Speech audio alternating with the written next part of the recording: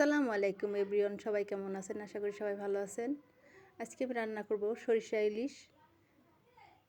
আমি দিয়ে দিলাম সরিষার তেল, দিয়ে দিলাম একটা পেঁয়াজ কুচি করে রাখা। পেঁয়াজগুলো হালকা লাল হতে দিয়ে দেবো আমি পেঁয়াজ বাটা। দিয়ে দিলাম হলুদের গুঁড়ো, দিয়ে দিলাম ধনিয়ার গুঁড়ো, দিয়ে দিলাম শুকনো মরিচ বাটা। এখন একটু পানি দিয়ে একটু কষিয়ে নেব। লবণ দিয়ে দিলাম।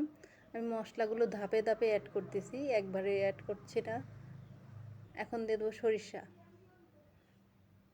দিয়ে আমি লেড়ে চেড়ে একটু কষিয়ে নেব।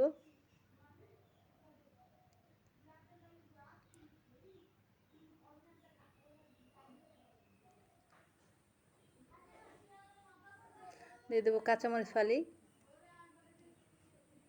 এখন দিয়ে দেবো মাছ।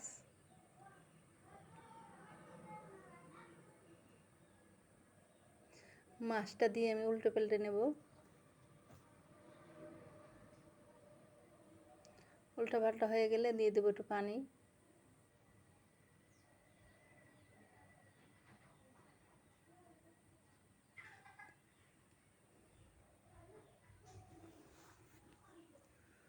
এটা যদি ভালো লাগে লাইক কমেন্ট শেয়ার করবেন।